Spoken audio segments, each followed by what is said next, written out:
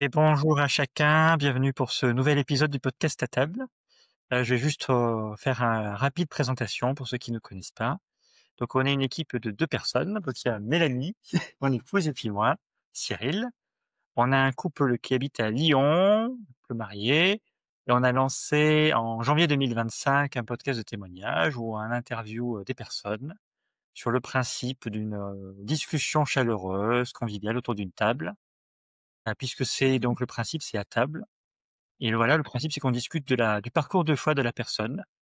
Comme dans la Bible, il y a des personnes qui partagent leur histoire, et ben voilà, on écoute, on parle, on échange, on discute. Voilà, c'est chaleureux, c'est libre, on est entre amis. C'est un peu l'image aussi qu'on veut mettre en évidence, c'est que c'est comme si on est entre amis, on discute avec la personne. Donc on a une nouvelle invitée qui n'est jamais venue encore dans ce podcast, que je vais laisser se présenter. Bonjour, moi je m'appelle Nelly et je suis le compte sur Instagram La foi dans la maison, s'il y en a qui connaissent. J'ai 50 ans et je suis maman de 4 enfants et je suis mamie d'une petite fille. Et je suis mariée bien évidemment. Et depuis très peu de temps, nous habitons en Alsace. Excellent. Voilà. Qu'est-ce que tu fais de beau en Alsace, du coup? Alors pour l'instant, pas grand-chose. D'accord. Je m'installe parce qu'on est dans un flottement, on loue un appartement en attendant de rentrer dans notre maison, et donc du coup, on est encore dans les cartons et donc tout est en train de se mettre en place. J'ai postulé, pour du travail, mon fils vient de rentrer à l'université, mon mari a pris, ça y est, son travail et on cherche une église en ce moment, et cetera. Donc c'est vraiment un temps Ah, là, ah, ah, où tout se met en place. c'est excellent. Est-ce que c'est, une saison comment dire, où c'est facile à gérer, où c'est confortable? Ouais. Ouais, il y a pas de souci, vas-y, vas-y. Comment tu le vis, toi, en tant que maman, en tant qu'épouse? Alors, je dirais pas que c'est pas facile, parce que, il y a pire, hein. Mais, des fois, c'est un peu déstabilisant, mais personnellement, c'est un temps où je m'approche beaucoup de Dieu. J'ai beaucoup plus de temps pour lire la parole, j'écoute, des cultes, à la télé, sur YouTube, je passe vraiment beaucoup de temps avec Dieu dans ce temps et je trouve que ça a ce côté positif, dans ce temps d'attente, en fait. Donc tu as dit que tu étais en Alsace depuis quelque temps, c'est ça? Tu as déménagé récemment, il y a eu un truc, c'est ça? Tu, Oui, au mois de juillet, on est parti du sud-ouest pour aller en Alsace, pour se rapprocher d'un de nos enfants, et puis, parce qu'on avait envie d'un gros projet, avant d'être, âgés. D'accord. On s'est dit: «Pourquoi pas?» Tout reprendre, et puis, notre fils devait aller à l'université aussi, enfin voilà. Moi, je suis alsacienne à la base, Ah, ben ça voilà. fait 30 ans que je suis exilée. Et donc voilà, c'était tout ça, ça a été un petit peu, le truc qui nous a donné envie voilà, on est content. Donc on prend le temps de s'installer. Super. Alors tu avais parlé aussi de ton compte Instagram. Est-ce que tu veux nous en parler, de ce que tu fais, de ce que tu Ouais. partages? Alors la fois dans la maison, c'est parti, alors déjà j'ai commencé à découvrir les réseaux et cette incroyable possibilité, de parler de notre foi, heu, de manière peut-être plus facile et hem et d'avoir cette liberté de rencontrer des gens justement aussi, qui sont pas forcément proches de chez soi. Et la foi dans la maison, c'est parti de 2 choses. Bah, premièrement, je suis quelqu'un qui aime beaucoup partager ma foi, depuis ma conversion. C'est quelque chose, qui m'anime, beaucoup. Et ensuite, pourquoi la foi dans la maison? Parce qu'on a été une famille avec des grosses difficultés à un moment donné et que si on n'avait pas eu la foi en Christ dans cette maison, je pense que comme beaucoup de couples, c'est possible, que ça aurait pas tenu. Ça a été vraiment Christ notre socle, notre ciment, notre rocher, et donc c'est aussi en ça que je veux témoigner et être encourageante pour les familles. Excellent. Donc ça, en tout cas, c'est ce que tu partages, sur Instagram, du coup, l'idée de Ouais, je partage ma foi, je partage mes encouragements beaucoup dans la foi, parce que c'est pas toujours simple de garder la foi en fait. Même si on n'est pas dans un pays persécuté, comme beaucoup malheureusement dans ce monde, on est quand même dans un pays où la foi, ben, c'est pas quelque chose qui est que les gens apprécient beaucoup. En général, c'est quand même assez tabou. C'est devenu assez tabou. On n'ose pas dire qu'on est chrétien parce que sinon on se fait un peu taper sur les doigts un peu partout. Et donc du coup, ben pour moi c'était important d'encourager les gens à dire mais gardez la foi parce que c'est quelque chose de merveilleux d'avoir Jésus-Christ dans sa vie et que il est puissant, il est vivant et donc il agit. Donc heu, même si des fois ça demande beaucoup d'attente et beaucoup de patience, et ben ça vaut le coup, ça vaut toujours le coup. du coup, pour ceux qui nous regardent sur YouTube ou qui nous écoutent sur Spotify, vous allez trouver dans la description, de cet épisode, le lien vers le compte Instagram de voilà, de donc la foi dans la maison. Donc n'hésitez Ouais, pas à c'est aller ça, visiter la page et puis à être édifiés. c'est gentil. Est-ce que ce serait possible du coup qu'on fasse un flashback où tu nous racontes un peu, ton parcours aux origines, sans être trop immersif? Enfin voilà, tu partages ce que tu as envie de dire, il y a pas de pression. Tu es dans la liberté totale de Alors, partager ce que tu veux j'ai partager. j'étais justement en train de témoigner à mon fils ce soir Ah, excellent. que je suis pas née sous les bons auspices. D'accord. J'ai une histoire de vie très compliquée avec une très jeune maman. À l'époque, c'était très compliqué d'être une très jeune maman. Beaucoup de placements. À l'époque, c'était la DAS, beaucoup de d'instabilité, d'agression aussi. J'ai subi pas mal d'agressions dans toute mon enfance et mon adolescence. Et je raconterai tout ça dans ma biographie parce que j'ai commencé à écrire mon témoignage et il faudrait que je le termine d'ailleurs. Mais tout ça pour dire que c'était pas une enfance et une adolescence facile, au contraire. Mais Dieu était là et je le savais, et c'est ça qui est complètement fou parce que j'ai jamais douté de Dieu. Alors je le connaissais pas personnellement. Pour moi, c'était plus le Dieu des catholiques à la base, puisque j'avais un grand-père qui était catholique et qui m'emmenait à la messe et qui y tenait et qui faisait tout pour me sortir un peu de mon quotidien compliqué et qui me transmettait beaucoup d'amour. Donc ce grand-père croyant avec beaucoup d'amour, ben c'était un peu une image de père. Et donc je pense que c'est quelque chose qui m'a amenée vers Dieu. Mais ce Dieu-là, je connaissais pas Jésus. Pour moi, c'était Dieu, une force, quelque chose qui veille sur moi, mais je ne pouvais pas l'exprimer. C'est quelque chose que c'était difficilement explicable pour une enfant ou une adolescente que j'étais. Et puis, j'ai grandi, j'ai fait ma vie, j'ai pas pris le bon départ. J'étais une enfant sans famille, très peu de famille autour de moi, très peu d'exemples et très peu de cadres sécurisants.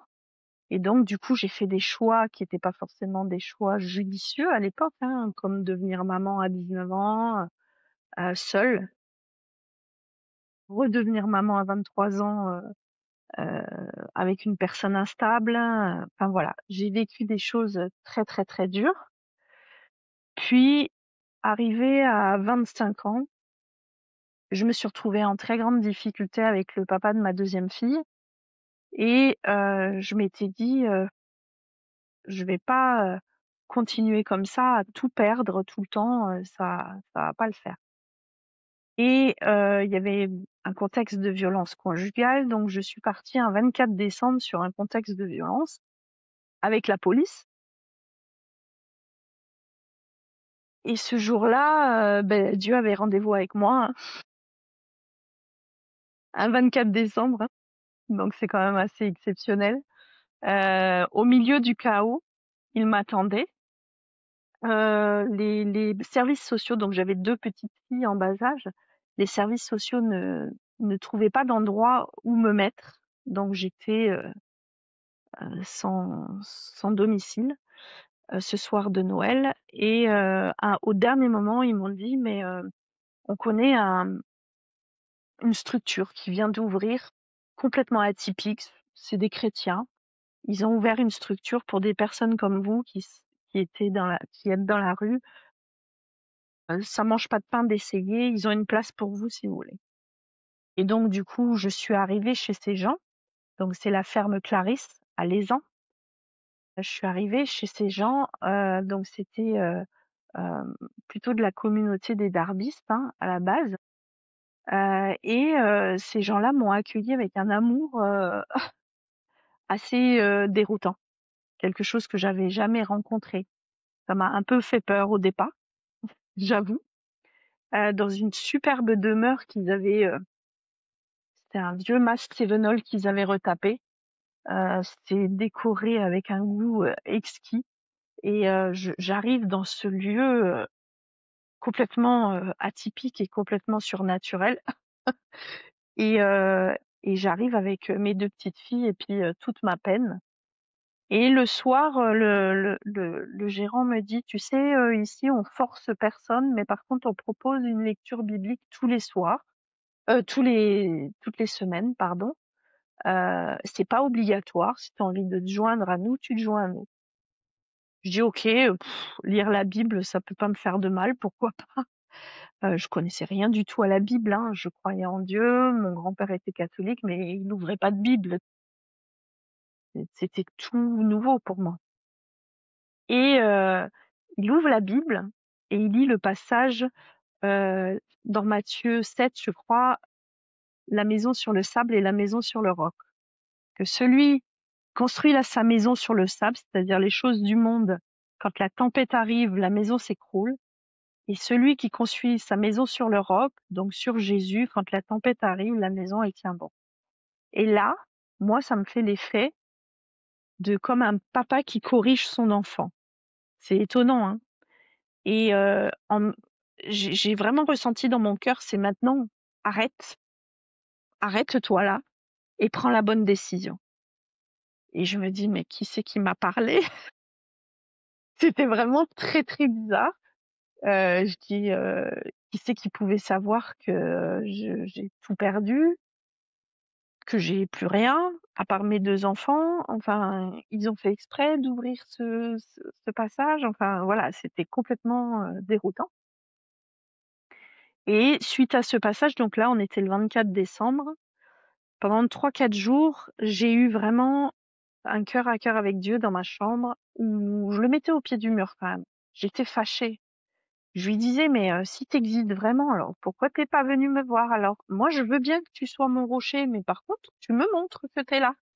Moi, je veux te sentir. Je peux pas croire à quelque chose qui est juste écrit dans un livre. C'est pas possible.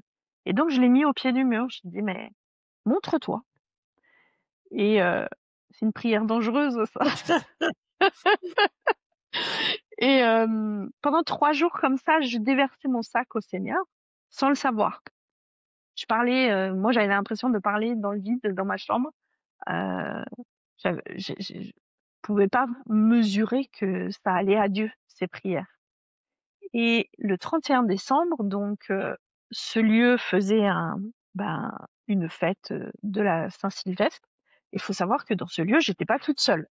Il y avait beaucoup de gens qui avaient vécu des choses atroces, qui étaient dans la rue et qui avaient accueilli. Et donc, je me revois sur une grande table avec entourée de gens qui étaient des blessés de la vie, mais vraiment, on était des vrais naufragés, des gens qui avaient vécu des choses atroces. Et toute la misère du monde, elle était concentrée à cette table. Et là, et autour, il y avait des chrétiens bénévoles. Et là, je pleurais dans mon cœur. Je disais: «Mais Dieu, si tu existes, pourquoi tu permets ça, en fait?» Et tout d'un coup, j'ai été saisie par l'Esprit de Dieu et de la racine de mes cheveux jusqu'à mes doigts de pied, j'ai senti une vague me submerger, une vague chaude qui ça s'explique pas, c'était l'amour incarné. C'est-à-dire tout l'amour que j'avais recherché dans ma vie, à ce moment-là, ben, je l'ai senti. En fait, je dis, quand j'essaye d'expliquer aux gens ce qui m'est arrivé ce jour-là, je dis, en fait, Dieu m'a pris dans ses bras. C'est comme ça que je l'ai vécu. Mais sauf que c'était très, très troublant. Moi, faut imaginer que j'étais au milieu de plein de gens. Ouais. Et j'ai fondu en larmes. Je pouvais plus garder mes larmes. J'ai été confondue par cet amour. Et sauf que les chrétiens qui étaient sur place, ils étaient en train de comprendre ce qui était en train de se passer. J'étais en train de recevoir l'Esprit de Dieu. Et les autres en place, ils comprenaient rien du tout. Et moi, je me suis sentie mais seule au monde tout d'un coup avec Dieu. Et là, il y a un chrétien qui m'a dit: «Je pense que tu devrais aller dans ta chambre». Et, et j'ai dit oui, parce que je pouvais plus rester au milieu de tout ça. Mais j'étais envahie d'un amour, enfin, j'étais sur un nuage, j'étais plus là, c'était puissant, ça a transformé ma vie, en fait. J'ai dit au Seigneur à ce moment-là: «Si c'est toi là qui es en train de me toucher, si là tu es en train de me montrer que tu existes, eh ben alors ne t'en vas plus jamais, jamais, ne m'abandonne pas». Parce que cet amour-là, je veux qu'il reste dans ma vie toute ma vie, en fait. Je veux vivre pour cet amour-là. Je veux pas que tu partes. Donc j'ai donné ma vie au Seigneur ce soir-là. Excellent. Mais moi, j'avais pas encore la notion du péché. C'est très étonnant parce que là, Dieu m'a pas montré mon péché à ce moment-là. Il m'a envahi de son amour d'abord. Et c'est seulement 1 ou 2 jours après que j'ai une sœur qui est venue me voir dans le lieu et qui m'a dit: «Tu sais, tu es pécheur». Et là, moi, je comprenais pas ce que ça veut dire être pécheur. Je dis: «Mais j'ai rien fait de mal, en fait». Et elle me dit: «Non, non, tu es pécheur, nous le sommes tous et c'est important de se repentir, de demander pardon pour tes péchés». Et j'ai dit: «OK, mais je sais pas comment faire». Et c'est elle qui m'a aidée, on a prié ensemble et j'ai demandé pardon pour mes péchés. Et voilà comment je me suis convertie dans ce lieu, en fait, qui m'accueillait. C'est excellent. Ah, moi, Et ça a été le point de départ, c'est vraiment une nouvelle naissance, hein. excellent. Pour moi, c'est plus la même personne, c'est-à-dire que je suis arrivée Absolument. avec des bagages lourd comme l'Everest, je pense que j'aurais pas pu m'en sortir dans la vie. Je pense que euh, mes enfants m'ont empêché de me suicider, mais je pense très sincèrement que c'est quelque chose que j'aurais pu envisager parce que c'était trop lourd. Et là, Jésus, il est arrivé et il a tout pris et il m'a libérée. Donc c'est Moi, ce que je voulais voilà. voulais juste appuyer, parce que bon, l'histoire, elle est extraordinaire, enfin, c'est bouleversant. Cette idée quand même que c'est accessible Mhm. vraiment d'avoir ce cœur à cœur avec Dieu. Mhm. Tu es allé le chercher, tu as pris ce temps-là, tu l'interroges, tu lui parles, c'est du relationnel en fait, c'est une relation avec une personne en réalité. Et tu es là et tu lui poses des questions, tu t'hésites pas à y aller, tu es dans une confrontation, mais et je suis sûr qu'il était là. Et je me pense à ceux qui nous écoutent, peut-être qu'ils connaissent des personnes dans leur entourage qui sont pas forcément chrétiens, ou même inversement, peut-être que vous êtes, vous vous posez des questions, vous interrogez vous-même personnellement, vous dites voilà, bah ouais, j'écoute ce que dit Nelly, ça m'intéresse, mais en même temps, je sais pas trop comment est-ce que je pourrais vivre à peu près ce genre de choses. Mais en fait, c'est pas forcément bon, le but, c'est pas de vivre ce que vit Nelly d'ailleurs. Ça veut dire ce que Ouais, c'est Dieu ça. a à Chacun vous est faire vivre, unique. c'est le plus important. Mais ce que je voulais dire, c'est que c'était Oui. accessible, en fait. Pas besoin d'avoir un diplôme de Ouais. théologie ou de faire, je sais pas moi, partir en trail pendant 3 semaines pour vivre ça. C'est-à-dire, c'est Ou même être dans une église, hein, c'est exactement, pas. Enfin, moi, je me suis pas convertie dans une église. Dieu m'a touchée en dehors de l'église. Donc, il peut toucher absolument. tout le monde n'importe où, en fait.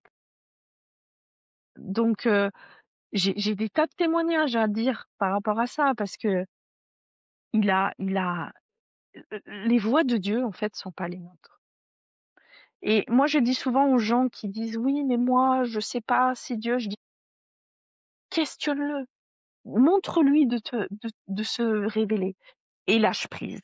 Il y a ces 2 conditions, c'est-à-dire vraiment avoir un cœur sincère de vouloir le rencontrer, de chercher sa face et de lâcher prise.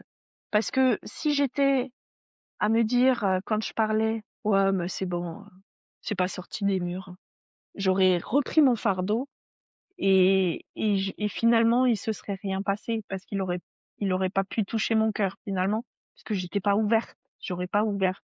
Alors que là, quand je lui parlais, c'était vraiment un cri du cœur. C'est, je savais pas s'il m'entendait, mais en tout cas, la possibilité, elle était ouverte. Voilà. Et ça, c'est quelque chose d'important. Les gens qui nous écoutent, ils aimeraient rencontrer Dieu, aller le chercher. La parole dit, celui qui cherche trouve. Allez le chercher. Et je Le Seigneur, toujours il se révèle toujours à un absolument. cœur qui le cherche.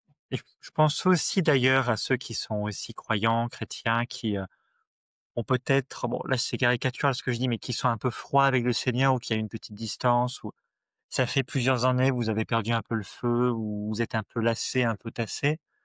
Moi, j'ai envie aussi de me dire que c'est aussi possible de, suivant le témoignage de Nelly, de dire voilà, ben, en fait, là, on peut vraiment imaginer que vous pouvez prier vraiment avec sincérité, même demander aussi à un responsable s'il y a un responsable, mais je veux dire, voilà, être dans une dynamique où pas forcément vous connaissez peut-être déjà le Seigneur, mais vous pouvez à nouveau trouver le feu qu'il y avait à l'époque, et un nouveau feu du coup, pas celui de l'époque, mais le Tout Seigneur à peut vous fait. remplir. Mais ça passe par la Oui, repentance. voilà, Ça passe par la repentance de dire, bah, Seigneur, je suis désolée. Mais moi, ça m'est arrivé, hein. d'accord, Je veux dire, même si je suis bouillante et que j'aime le Seigneur de tout mon cœur, comme tout le monde, j'ai des crises de foi. d'accord. F-O-I. Oui, oui, c'est pas la piste de C'est-à-dire France. des moments, C'est pas la des moments où je prie pas, d'accord, où ma bouche, elle est muselée, hein. J'arrive pas à sortir un son. Des moments où je lis pas la parole. Alors, ça veut pas dire que c'est bien. Et c'est pour ça que j'encourage les gens à lire la parole tous les jours, parce que en fait, on s'habitue très vite à ne plus être en communication avec Dieu. Et en fait, on n'est pas bien quand on est comme ça. Moi, je sais que je me sens très vide. Moi, je suis comme ça et je suis pas bien et très vite, hein. Je peux avoir un sentiment de dépression, de tout matin, alors que quand je lis la parole tous les jours, ben, les choses de l'extérieur ne m'atteignent pas de la même manière du tout. Donc, et quand on n'arrive pas à prier, demander pardon à Dieu et demander à Dieu de nous aider à prier parce qu'il peut le faire. Quand on a ce cœur sincère de dire Seigneur, moi j'aimerais mmh prier, mh. mais je sais pas comment faire. Je sais pas comment faire, je sais pas quoi te dire. Soyez sincères, vraiment. Imaginez-vous que Jésus il est à côté de vous. Qu'est-ce que vous avez envie de lui dire en fait? Voilà. Ah moi j'ai une image pour compléter parce que j'avais un de mes pasteurs à Toulouse qui avait une image pour illustrer cette démarche de passer de l'état de froid à l'état de chaud. Donc on est sur un toboggan à la piscine et au début on en fait déjà la queue pour aller jusqu'au toboggan. Après on s'assoit et donc il y a la barre de métal qui est plus ou moins en dessous selon la taille où on est, et on est supposé tirer sur la barre pour se faire une sorte de poussée. Au début on est un peu mou Ouais. et puis d'un coup ça descend. Donc au départ il y a cette dynamique où il faut un peu se faire violence, lire la Bible, se forcer, prier. C'est pas très intéressant. Au début, c'est laborieux, c'est, quelques petits mots qui sortent de la bouche, on se dit: «Bon, ben voilà, j'ai pas changé la face du monde», et puis progressivement ça vient, et en fait, après il y a les mots qui sortent, il y a un renouvellement de l'intelligence, il y a une envie de dire plus la Bible et ça revient. Voilà, c'est une image que, En plus, heu c'est une très belle oui, image. Et en plus, on peut dire quand même qu'aujourd'hui, avec le numérique, on a quand même des outils qui nous aident dans ce sens. On a quand même des bibles en ligne qui proposent des plans qui sont adaptés à nos interrogations. Euh, Ça, c'est super génial, avec des alarmes et tout ça, donc ça, c'est top. Moi, j'ai trouvé là, il y a une semaine, euh, une application pour la prière. Donc en fait, alors c'est en anglais, mais euh, tous les jours, elle m'envoie 2 fois par jour, hein, donc vous le paramétrez comme vous voulez. Elle m'envoie une notification pour dire c'est le temps de prier. Et c'est moi préalablement qui ai noté tous mes sujets de prière dedans. Et en fait, c'est un turnover. Tous les jours, elle me propose un autre sujet que j'ai préparé.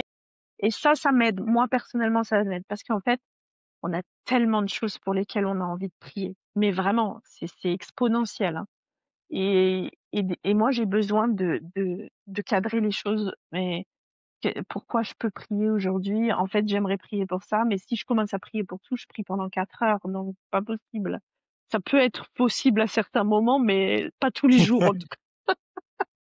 Et donc, du coup, ce genre d'application, c'est vraiment top parce que moi, ça me permet de garder le fil et de ne pas me laisser happer par d'autres choses. Et est-ce que... On est Vas-y, vite vas-y, happé. vas-y. Excuse-moi, juste, je peux te demander, c'est quoi comme le nom de l'application? Alors, je crois que c'est Prayer Mate, il me semble. J'en ai parlé, je crois, sur mon réseau. Super. Mais je t'enverrai le lien. Je C'est suis pas vraiment très, bonne, très j'ai chouette. pas Instagram, je suis désolée. Ah, mais je t'enverrai le lien en texto, il n'y a pas de souci. On va demander pardon au Seigneur. Ouais. Je dis des bêtises, bien sûr, hein. En tout cas, c'est super d'avoir cette discussion. Oui, oui, c'est ça. En fait, le petit logo, c'est 2 mains qui sont joints et c'est une application gratuite. Alors, c'est vrai que c'est en anglais. J'ai pas trouvé le moyen de le mettre en français, mais avec un traducteur, ça devrait le faire. Mais c'est hyper bien conçu. Franchement, c'est des outils qui sont top. Ah ben c'est sûr qu'on est une génération, enfin, on est une génération qui a l'opportunité d'être hyper bénie, on peut pratiquement tout faire. On peut aussi partir en faire n'importe quoi. C'est ça qui est dingue, Oui, c'est qu'on a accès à tout pour faire des choses constructives, édifiantes, et on peut faire ouais. aussi tout et n'importe quoi. C'est terrible. Enfin voilà. Mmh. Est-ce que ça te dirait du coup de reprendre un peu le fil de ton histoire? Il me semble que tu parlais de la conversion. Alors, ils ont été tellement encouragés parce qu'au début, quand ils ont créé ce lieu, ils l'ont créé pour des personnes en Ouais, urgence. Ils savaient pas où aller et donc c'était 15 jours renouvelables. d'accord. Et quand je me suis convertie, ils ont dit, mais on va pas la mettre dehors, cette pauvre jeune fille, maintenant que c'est une sœur en Christ. Donc, ils ont changé les statuts de leur association et je suis restée 9 mois. Le temps, c'est une gestation. Une gestation pour une nouvelle vie. Il me fallait ce temps-là pour m'occuper de mes filles, pour retrouver une stabilité, etc. Et donc, je suis restée 9 mois auprès d'eux. J'ai grandi dans ma foi, 9 mois auprès d'eux. Et puis, au bout de 9 mois, donc, je suis partie et j'ai cherché une église très rapidement parce que je savais que c'était important d'être au milieu des croyants et que toute seule, j'étais entre guillemets un danger. Alors ça, c'est quelque chose que je veux témoigner. Un chrétien seul est un chrétien en danger. Je peux comprendre aisément qu'il y ait beaucoup de gens qui sont blessés par des églises et je ne juge absolument pas ça, d'accord? Mais ne jamais rester seul parce que le diable, il le sait et que Dieu, s'il nous a donné l'église, c'est justement pour pas qu'on reste seul. Donc, essayez de trouver une église à laquelle vous attachez. Il y en a plein partout. Euh, Faites votre choix et puis voilà aussi l'idée de se dire il n'y a pas d'église parfaite. Et vous savez pourquoi il n'y a pas d'église parfaite? C'est parce que j'y suis, parce que vous y êtes, parce que nous y sommes. Donc voilà, ça c'est quelque chose d'important parce que je vois beaucoup, beaucoup, beaucoup de croyants qui arrivent plus à aller dans les églises par blessure, parce qu'on est des humains, qu'on se fait mal, qu'on ne sait pas réagir, qu'on ne sait pas communiquer correctement. Et c'est triste parce qu'il y en a qu'un qui se frotte les mains là, c'est le diable, tout simplement. Donc voilà, donc j'ai cherché une église. J'ai été accueillie dans une église de village, de mon village. C'était très chouette. C'était ma première église. J'ai eu l'honneur dans cette église de rencontrer un grand homme de Dieu qui s'appelait, ça me reviendra. Mais c'était un homme qui avait fait beaucoup de camps, beaucoup de livres et tout ça. Il était vraiment super. Je demanderai à mon mari tout à l'heure. Mais c'était quelqu'un qui m'a beaucoup aidée dans ma marche, dans ma croissance spirituelle. Et puis, 2 ans après ma conversion, j'ai rencontré mon mari sur les bancs de l'église. Ah, excellent. Il est venu un jour au culte et Et voilà et du coup, petit à petit, on a appris à se connaître et voilà et Dieu avait prévu, mon mari 2 ans après ma conversion. Il y avoir une sacrée guérison de ta part pour arriver à refaire confiance à un homme, à créer une relation. Peut-être que c'est un sujet trop complexe que j'ignore. Non, pas du tout. Alors c'est important même, au niveau du témoignage. Alors moi, j'ai vécu des choses très graves, hein. J'ai vécu des agressions sexuelles dans ma jeunesse et j'ai vécu un viol et hem et du coup, ça a été compliqué pour moi, de effectivement, ce rapport aux hommes, mais j'avais remis ça dans les mains de Dieu et en fait, je veux juste témoigner d'une chose. Quand je me suis convertie, Dieu m'a montré alors des fois j'ai des visions, hein, des choses visuelles qui me viennent à l'esprit. Il m'a montré mon corps avec plein de balafres qui étaient ouvertes et sointantes et il m'a montré que petit à petit, il va mettre un baume sur ces balafres. Les cicatrices seront toujours là, mais elles seront guéries. Et en fait, il m'a demandé à ce moment-là que j'ai la patience de guérir une blessure après l'autre. Et en fait, pour moi, il y a des chrétiens qui ont toutes leurs blessures guéries instantanément à la conversion. Moi, ça a été un cheminement. Ça a été petit à petit, il a guéri une blessure après l'autre. Et il a fallu que j'accepte de le laisser faire avec beaucoup de patience, chose que j'ai faite. Et il m'a gardée parce que j'ai même eu, quand j'ai rencontré mon mari, donc on s'est préservé jusqu'au mariage, donc on n'a pas vécu ensemble tout de suite. Et quand on s'est mariés, je me suis retrouvée tout d'un coup dans sa maison et j'ai fait une grave dépression. Enfin grave, j'ai fait une dépression. D'autres gens se marient, ils sont tout contents. Moi, j'ai fait une dépression. Alors pourquoi, je ne saurais pas vous dire. Et en fait, dans cette dépression-là, Dieu m'a montré qu'il fallait que je le laisse faire. En fait, que je ne lutte pas contre ça, contre cet état. Donc pour moi, c'était OK, je pleurais toute la journée, mais je luttais pas contre ça et j'avais, si vous voulez, j'avais pas peur de me dire: «Je vais pas m'en sortir» et cetera. Non, parce que je savais que Dieu était à l'œuvre. Donc je lisais la parole, j'avais pas toujours la force de prier, mais j'avais confiance en Dieu. Vous savez que le mot foi, ça veut dire confiance. Et en fait, j'ai eu cette foi-là parce que Jésus m'a vraiment fait comprendre que si je luttais pas, si je lui faisais confiance, j'allais sortir de cet état. Ça a duré à peu près 3 mois. J'ai pris aucun médicament. J'ai juste accepté mon état pendant 3 mois de pleurer tous les jours. Voilà. Et au bout de 3 mois, je saurais même pas vous dire quand je suis sortie de cet état. Ça s'est fait tout seul. Ok. Et j'ai cessé de pleurer. C'était fini. Les vannes étaient fermées. Et j'ai retrouvé la joie. Et j'ai pu commencer à vivre vraiment mon mariage et construire avec mon mari. Voilà.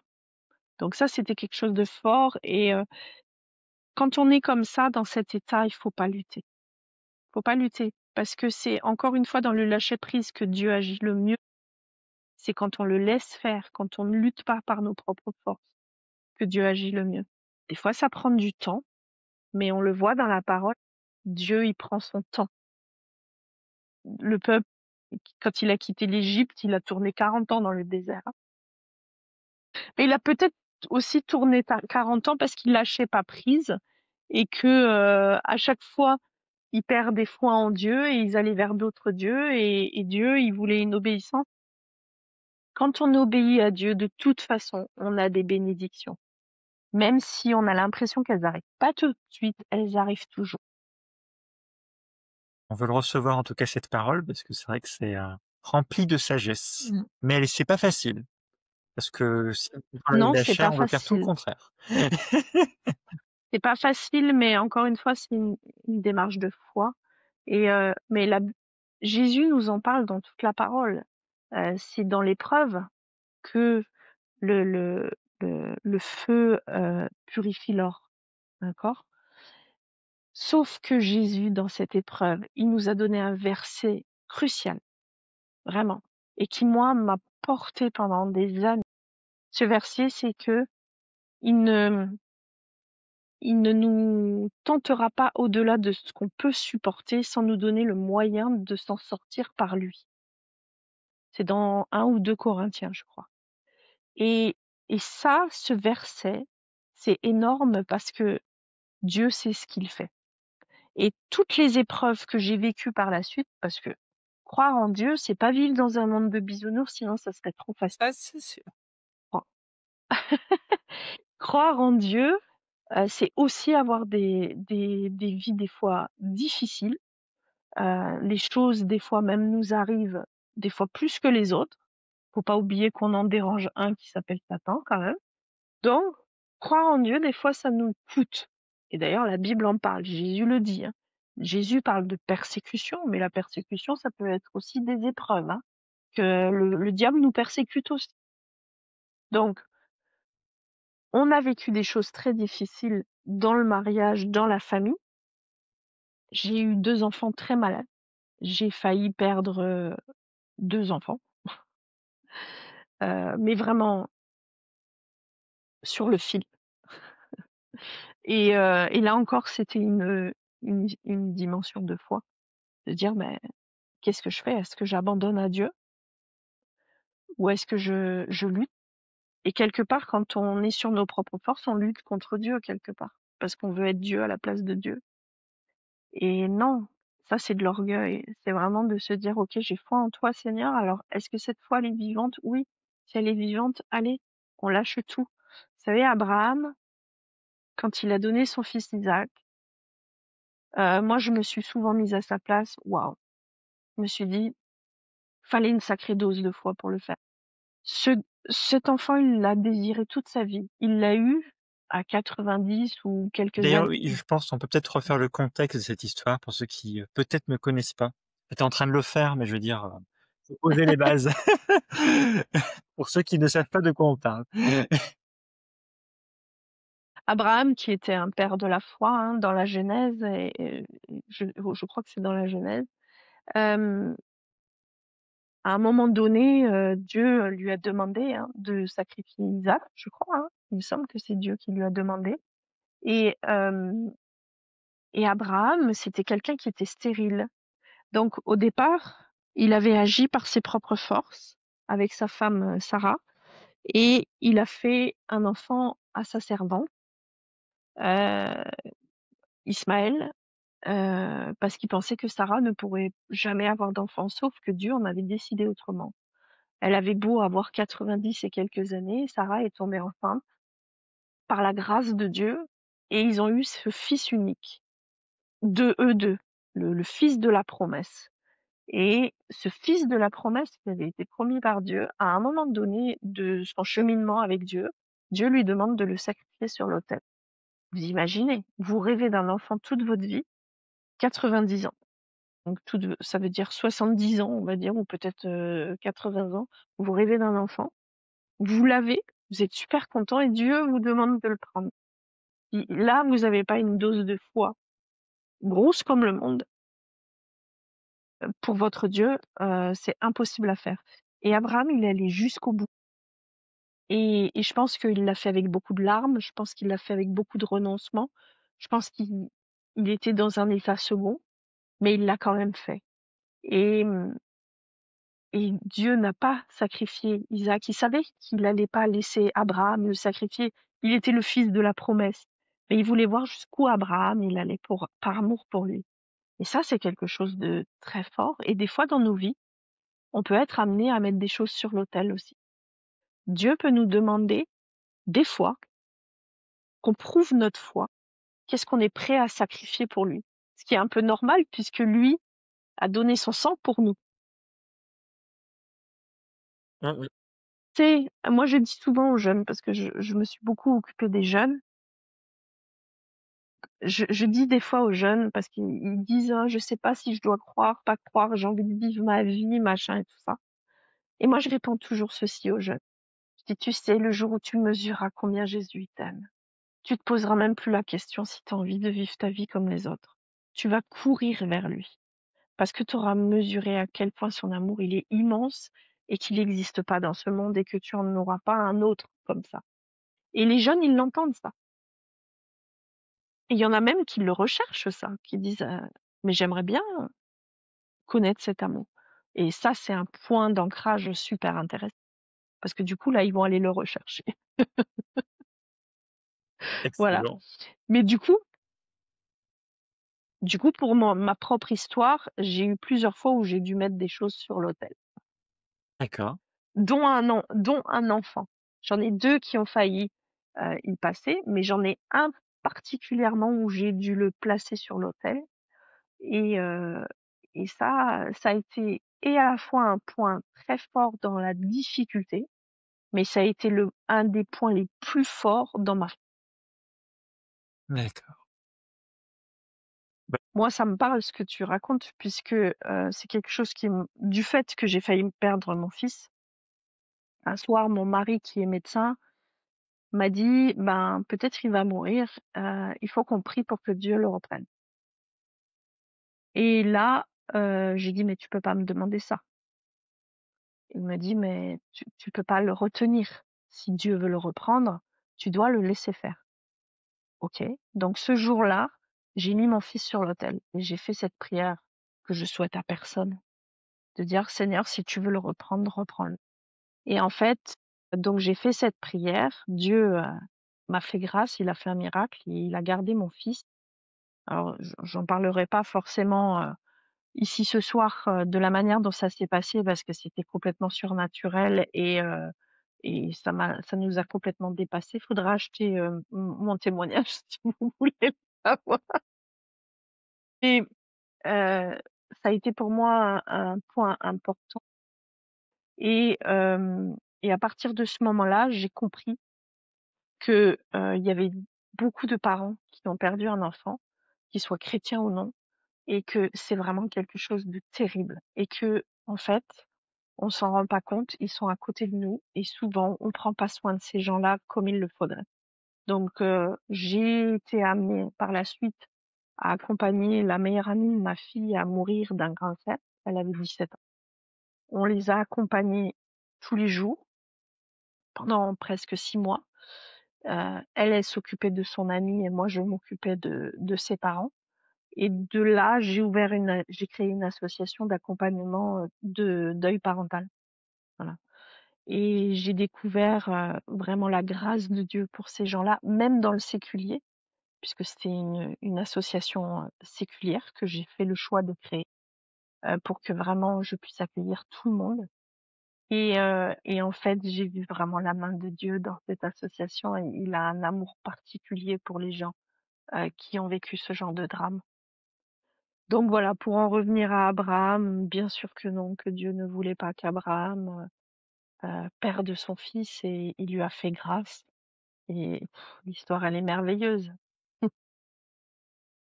est-ce que Mais la Bible est merveilleuse. bien sûr qu'elle est merveilleuse, évidemment, bien sûr. Est-ce que du coup, sur la suite de ton histoire, tu as d'autres choses à raconter? Donc on s'est mariés avec mon époux effectivement, donc mon époux avait 2 enfants, d'un premier mariage. Il s'est retrouvé, tout seul, quand sa femme est partie et moi j'étais toute seule avec mes 2 filles, donc on a eu une famille à 4. Voilà. De là, 2 ans après, on a fait notre premier garçon ensemble et 1 an après, 1 an et demi après, on a eu notre deuxième garçon ensemble. Donc on s'est retrouvés rapidement, une famille à 6 en moins de 3 ans. Incroyable. Donc laisse-moi te dire que ça a été un peu un choc, bon pour moi déjà, mais pour mon mari aussi. Et donc du coup, ça a déstabilisé fortement le couple, ce qui est normal. D'autant plus que moi, j'avais un atypisme, mais je ne le savais pas encore. Et donc, du coup, ça a créé beaucoup de difficultés. Pendant, allez, les 15 premières années de mariage, donc, en fait, toute l'enfance de nos enfants a été très compliquée. On les a aimés de tout notre cœur. On a fait tout ce qu'on pouvait pour eux à la mesure de nos moyens, en plus des problèmes de santé, etc. Mais ça a été très compliqué pour le couple, on n'arrivait pas à se retrouver, c'était compliqué. Mais il y a une chose qui nous a jamais lâchés, c'est que le divorce, c'était pas une option et que Dieu, il était au centre. Donc, on n'arrivait plus à prier ensemble, mais on priait chacun de notre côté. Et ça, je pense que Dieu l'a vu. Avec toujours cette idée que il agira. Alors, des fois, il y a des gens qui me disent ah, mais jamais j'aurais tenu 15 ans. Je dis mais 15 ans. T'imagines, Dieu sauve ton couple de la manière dont il nous a sauvés 15 ans après. Moi, je trouve ça au contraire. C'est majestueux. Un autre couple aurait divorcé depuis longtemps, mais nous, parce que Dieu était notre roc, c'était hors de question et on a tenu bon. Et Dieu nous a bénis parce qu'il y a eu vraiment des miracles dans ce couple. Et ça venait de Dieu, ça venait pas de nous, ça venait de Jésus. Donc il y a plein de petites choses qui ont été très importantes pour notre couple. Et on a eu une période où tout s'est éclairé. On était une famille dysfonctionnelle, voilà, disons-le clairement. On n'arrivait pas à se retrouver, on n'était pas d'accord sur l'éducation, on avait des enfants atypiques. Moi, je les ai déscolarisés à un moment, enfin, c'était très compliqué. Et j'ai commencé à faire des bilans. Et j'ai eu 2 enfants qui ont été testés HPI, au potentiel intellectuel. Et à une certaine époque, j'ai vraiment crié à Dieu. J'ai dit, écoute, Seigneur, il y a quelque chose qui va pas dans notre famille. Nos enfants, ils obéissent pas comme ils devraient obéir, comme les autres enfants. Pourtant, on fait tout ce qu'on nous dit de faire. On suit ta parole. Enfin, on comprenait pas. Je suis d'abord tombée sur un écrit sur la discipline positive, chose que je connaissais absolument pas, qui est un courant d'éducation positive, mais cadré. Et j'avais lu un témoignage de parents qui disaient que c'était merveilleux, que ça avait changé leur vie, etc. et qu'ils n'avaient plus besoin de crier sur leurs enfants. Moi, j'étais arrivée à un point où je criais tous les jours sur mes enfants. Et du coup, j'ai dit à mon mari, j'ai dit, c'est ça que je veux comme cadeau de Noël, je veux qu'on aille se former tous les deux à la discipline positive pour qu'on ait un cadre, mais bienveillant pour nos enfants parce qu'on y arrive. Et on s'est formé et ça a été une révélation pour nous. Une véritable révélation. En fait, c'est vraiment une discipline. Il y a des outils concrets à mettre en place, sauf que on crie pas sur les enfants, on punit pas les enfants, on les tape pas, mais on a d'autres outils qui y ressemblent et qui ressemblaient beaucoup à ce que Jésus mettait en place. Donc j'ai commencé à faire mes recherches et en fait la personne de qui c'est parti cette discipline positive, c'était un psychologue qui s'appelait Adler et qui était un juif messianique et qui cherchait pour ses travaux auprès des enfants dans la Bible les réponses à ces questions. Et là, j'ai dit mais c'est ça qu'il nous faut en fait. Donc on est déjà parti là-dessus et ça a déjà changé notre vie de famille parce qu'il y a eu plus de cris, il y avait plus de violence éducative, on était vraiment apaisés. Donc pour le couple, c'est sympa parce que si tu cries tous les jours, c'est quand même compliqué. Ouais. Quand on dit mettre un truc sur l'autel, à une époque où on était vraiment dans des problèmes d'éducation, on n'arrivait pas à s'en sortir.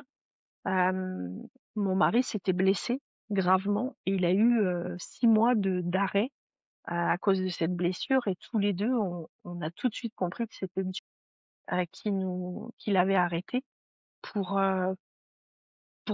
prendre soin de la famille et pour qu'on trouve des solutions pour cette famille.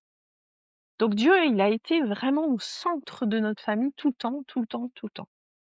Et là, donc cette discipline positive, on l'a mise en place et ça a commencé à ouvrir des choses.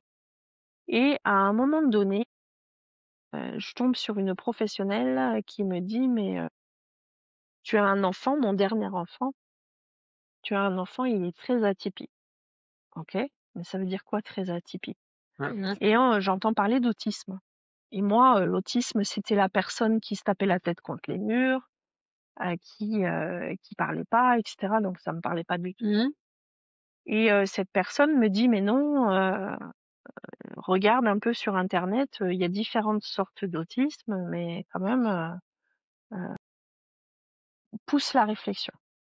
Donc c'est ce que j'ai fait, j'ai fouiné, j'ai regardé sur internet et toutes les personnes qui parlaient de ce genre d'autisme, donc c'était l'Asperger, hein, on le dit plus, mais c'est ça. J'avais l'impression qu'ils parlaient de mon fils.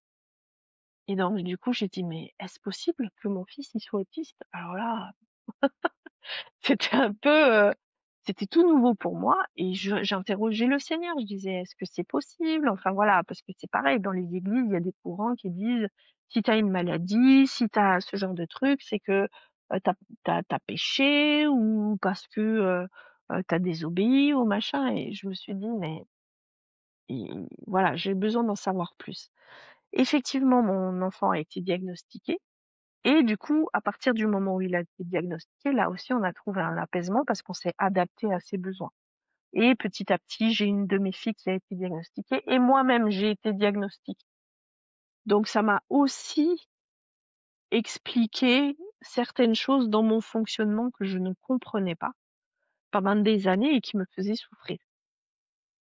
Et donc, ça a été un point de départ aussi très important parce que ça a permis à mon mari de comprendre qu'en fait, on parlait pas la même langue. On était sur le même toit, on parlait pas la même langue, on s'aimait, mais qu'il fallait apprendre le fonctionnement de l'un et de l'autre. Et donc, c'est ce on a fait, on s'est formé et ça a tout changé. Et ça, c'est Dieu qui est à la base de ça parce que ça a été vraiment conduit par Dieu. C'est des personnes qui l'ont mis sur mon chemin. Et notre famille, elle a pris un essor. C'est-à-dire que mon mari et moi, on est retombés très amoureux. On a retrouvé une vie de couple. On n'est plus en difficulté sur l'éducation des enfants. Il y a plus de cris dans la maison depuis très longtemps. Avec Dieu, Dieu, il ouvre des portes. Quand on lui demande, il ouvre des portes. Il nous abandonne pas. Il sait qu'on a des difficultés à vivre dans ce monde et que rien ne sera facile. Mais il a dit dans la parole, je serai avec vous jusqu'à la fin du monde.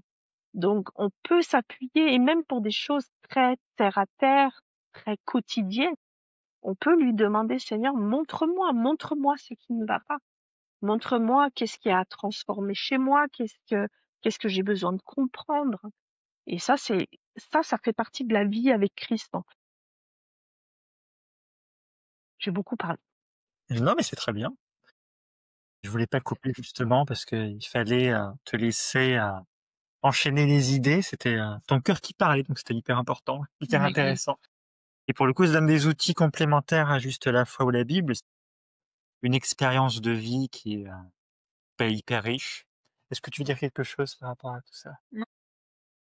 Juste comme toi, j'ai trouvé ça hyper intéressant, d'autant plus qu'on est parents de filles qui ont 18 mois, donc ça va nous aider pour la suite. Eh ouais, grosso modo. J'en ai fait mon métier. Ah oui, t'as fait ton métier, d'accord. Ouais, j'en ai fait mon métier parce que je suis auxiliaire de puériculture et du coup, j'ai continué de me former. Et maintenant, je suis accompagnante familiale. J'accompagne des parents à trouver des outils et des solutions quand ils sont en difficulté. Et ça a été un appel vraiment parce que je pars du principe et je crois que c'est même une parole biblique que Dieu, il permet des fois qu'on vive des choses pour à notre tour encourager les autres. Et ça, c'est quelque chose, je pense que on devrait tous avoir à l'esprit, tout ce qu'on vit dans notre vie de difficile, eh bien, c'est autant j'ai envie de dire, de perles après à pouvoir aider les autres, tendre la main aux autres, de dire, je comprends ce que tu as vécu et si tu veux, je te donne un coup de main. Et le coup de main qu'on n'a pas eu soi-même. Et ça, c'est quelque chose d'intéressant. Et c'est une grâce que Dieu nous donne de pouvoir faire ça. Je sais pas, du coup, on est autour d'une heure d'enregistrement. Est-ce qu'il y a une autre partie de ta vie que tu voudrais partager ou est-ce que t'estimes qu'on a déjà beaucoup partagé, tu veux peut-être qu'on prie, qu'on fasse une clôture? J'ignore ton histoire, donc je brode. Bah, si j'insiste beaucoup sur mes réseaux et j'insiste beaucoup aujourd'hui dans ma vie à avoir ce temps de quotidien avec Dieu. que ah oui, il y a une partie de ma vie que j'aimerais parler parce qu'elle est importante. J'ai toujours eu foi en Dieu, je vous l'ai dit, toujours été bouillante pour lui. Cet amour qu'il m'a donné ce jour-là, je l'ai jamais, je suis jamais partie ailleurs parce que j'en ai besoin pour vivre. C'est mon moteur. Mais je n'avais pas compris ce qu'était la crainte de l'Éternel. Ah, excellent. Et il y a 15 ans, j'ai eu un accident allergique extrêmement grave. J'ai failli mourir sur une table d'opération. Ils m'ont vraiment rattrapé au vol, hein. C'était très grave. Et quand je me suis réveillée, j'étais paralysée. Bien sûr, j'avais aucun souvenir de ce qui s'était passé. Et j'ai pas pu marcher pendant 1 mois. Enfin voilà, c'était vraiment compliqué. Mais ce qui a été le truc le plus fort pour moi, c'est que quand on m'a dit vous étiez en train de partir, c'est vraiment un cadeau que vous soyez encore là. Je me suis effondrée et j'ai pris conscience de ma finitude, chose que j'avais pas pris conscience avant. C'est-à-dire on est quand même assez confortable dans notre foi en France et on n'a pas peur enfin, on pense pas à la mort. On pense jamais à la mort. Alors c'est un peu tabou en plus la mort en France. Quand les gens disent oui mais c'est pas naturel quand les enfants partent plus tôt et tout ça. Ben si, la mort en fait elle est là depuis la chute, hein. Donc et en fait on n'en parle jamais, on n'y pense pas, voilà. Et du coup on n'a pas cette crainte de l'Éternel. On a du mal à avoir cette crainte de l'Éternel. Limite parfois Dieu c'est notre pote quoi. Et moi, j'avais pas cette crainte de l'Éternel. Je croyais très fort en Dieu, j'étais bouillante pour Dieu, mais Dieu était mon ami, il était plein d'amour, tout ça, mais j'avais pas cette crainte, je sais pas comment expliquer cette capacité de me dire, mon Dieu, qu'est-ce qu'il est puissant, en fait, il tient tout dans ses mains. Mon souffle de vie, c'est lui qui l'a, et c'est lui qui en décide, en fait. Et du coup, je l'ai pris en pleine figure et ça a été très important. Pendant 24 heures, j'ai pleuré. Mais 24 heures. J'étais inconsolable. Alors, premièrement, parce que j'avais pas vu Jésus dans mon coma. Et j'étais très déçue. Voilà. Et deuxièmement, parce que j'ai eu sur moi, là, à ce moment-là, la crainte de l'Éternel. En me disant, mais en fait, Dieu, c'est pas notre pote. Oui, Jésus est notre ami, mais il est tout puissant, c'est quand même Dieu. Et on lui doit un respect inégalé, en fait. Et on a du mal à le respecter comme il se doit. Et, et du coup, à partir de ce moment-là, ça me quittait plus. Et je disais aux gens, on a oublié la crainte de l'Éternel. Et c'est étonnant, hein, parce que ce que j'ai vécu à ce moment-là, il y a quelqu'un qui l'a vécu quelques années après, c'est le pasteur Samuel Peter Schmidt de la Porte Ouverte. Quand ils ont eu le problème avec le Covid, à un moment donné, il est tombé malade du Covid. Il l'explique dans son livre La Déferlante. Et à ce moment-là, il a eu la même repentance. Il a compris qu'il n'avait pas la crainte de l'Éternel et qu'il devait se repentir et en parler à son église. Et ça m'avait marqué d'ailleurs, parce que moi, j'avais vraiment eu ça. Et depuis ce jour, j'ai la crainte de l'Éternel. Et en fait, elle est importante, cette crainte de l'Éternel. C'est pas une peur, c'est un respect, mais une révérence. C'est notre roi, c'est le roi des rois. On peut pas se comporter avec Jésus comme on se comporte avec un copain. Et donc, ça me pousse à lui obéir. C'est-à-dire que quand je suis pas dans ses voies, quand je vois que je pêche, ben systématiquement, ça m'amène à me repentir parce que j'ai cette crainte de l'Éternel. Et ça, c'est quelque chose que je partage beaucoup parce que on voit trop dans les églises des gens qui font un peu ce qu'ils veulent. Et puis Dieu fait grâce. Oui, la grâce, elle est offerte, mais on n'a pas le droit d'en faire n'importe quoi. On n'a pas le droit d'en faire n'importe quoi. Donc, cette crainte de l'Éternel, elle est essentielle et on doit revenir dans les églises à la crainte de l'Éternel. Ça, c'est important. Mais on n'ose pas trop en parler parce que on a peur de froisser, de faire peur aux gens, de les faire fuir. Non, quand vous regardez, je sais pas combien de fois c'est marqué dans la parole, mais c'est beaucoup de fois, C'est hein. une bonne La question, crainte tu de vois. l'Éternel, elle est On se rép beaucoup citée. on va chercher la réponse. Ouais, moi j'aimerais bien, je serais intéressée, mais souvent je le vois marqué dans la parole, hein. On va demander à Donc Rémi ça, Gomez. c'était un moment très fort. Ça, c'est un moment très fort dans ma foi et que je conseille vraiment à chacun d'avoir ce respect. C'est le roi des rois. Et on lui doit, enfin, il est mort pour nous. Il n'a pas que donné son sang. Quand on voit tout ce qu'il a vécu avant la croix, il a été battu avec des coups de fouet qui lui arrachaient le dos, on lui a craché dessus.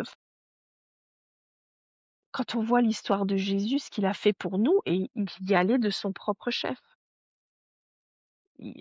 On lui a pas pris, c'est lui qui y allait pour nous sauver. Donc, on lui doit tout. Effectivement. Et merci pour ce rappel qui est absolument nécessaire. Avec tout ce que tu as raconté depuis le début de l'enregistrement, ça fait vraiment beaucoup de blocs, de rappels, de choses qui sont bien consistantes, qui sont essentielles de rafraîchissement sur des sujets. Et ouais, c'est bien complet. C'est une belle salade de fruits, je sais pas comment dire ça autrement, mais il y a pas mal d'éléments. Non, mais c'est vrai. Excellent. Là, on sent déjà que tu as vécu des choses. J'essaye de trouver des mots. Tu as vécu des choses qui sont très fortes et tu as dû beaucoup mûrir dans ta foi. Tu as traversé des choses qui sont très Alors, compliquées. Voilà. Vas-y, du coup, je te une petite chrétienne, hein, attention, hein, je suis très humble par rapport à ça. d'accord. On est tous, voilà. Mais, mais je suis surtout très reconnaissante à Dieu parce que c'est lui qui nous amène à ça. Bien C'est sûr, pas nous. C'est bien sûr. sûr. Bien super. Je pense on peut clôturer sur ça, on peut peut-être prier, puis on te réinvitera plus tard pour partager autre chose. Il me semble que c'était, très riche, il y a beaucoup de choses, je pense qu'une personne qui peut écouter ça peut être très touchée, interpellée, puis percutée. Moi, voilà, mon feeling, c'est qu'on peut prier, puis, couper l'enregistrement et puis voilà, OK. et puis on te réinvitera dans quelques semaines, quelques mois pour prolonger. Mais voilà, en tout cas, c'est sûr OK. que c'était hyper enrichissant de t'écouter. Du coup, peut-être qu'on peut prier pour la crainte de l'Éternel, justement, puisque c'est le dernier sujet. Et puis, voilà. Je laisse commencer. Mais merci Seigneur, en tout cas, pour ta présence, ce soir, ou voilà, lorsque les gens vont nous écouter. Je prie simplement qu'on puisse avoir une meilleure compréhension de qui tu es, de ta personne, de ton caractère, de ce que tu veux pour nos vies, et donc voilà, de cette fameuse crainte de l'Éternel. Qu'on prenne conscience de qui tu es dans ta personne, et qu'on ait vraiment la révérence et le respect qu'on te doit réellement. Et si d'une manière ou d'une autre, on a une mauvaise représentation du rapport relationnel qu'on a avec toi, que tu nous en parles, que tu nous aiguilles, que tu nous fasses changer, et qu'on soit vraiment à ton écoute, Seigneur. Merci pour ta sainteté, ta pureté, et que voilà, merci de nous permettre d'avancer sur ce sujet-là. Amen. Merci Père éternel pour, ce temps passé ensemble. Et je veux te demander de bénir, Cyril et son épouse Mélanie, ainsi que leur fille. Seigneur, merci pour ce que tu fais dans leur vie. Merci de lui avoir inspiré l'idée de ces podcasts pour pouvoir encourager les gens, Seigneur, à te connaître, à te suivre, à être renouvelés dans la foi en toi, Seigneur. Merci d'être ce grand Dieu merveilleux qui est au cœur de nos vies et qui nous transforme jour après jour, qui marche avec nous et qui nous montre le chemin jusqu'à notre dernière demeure à tes côtés, Seigneur. Merci Jésus, parce que sans toi, nous ne serions pas grand-chose. Nous prions pour tous ceux qui te connaissent pas et que beaucoup comprennent quel est ton amour, comment il est grand, puissant, large et profond. Que ton nom soit béni, Jésus, dans ton nom puissant. Amen. Allez, oui, ça marche. Et merci pour chaque personne qui nous a regardé Mm. sur YouTube ou écouté sur Spotify. Et puis du coup, un prochain épisode du podcast à table. Et puis d'ailleurs, merci Nelly pour ton temps et pour ton partage Oui. et pour ton cœur. Merci à vous de m'avoir invité, c'était vraiment un plaisir. Soyez bénis. Bientôt, j'espère. Au revoir. Au revoir. Au revoir.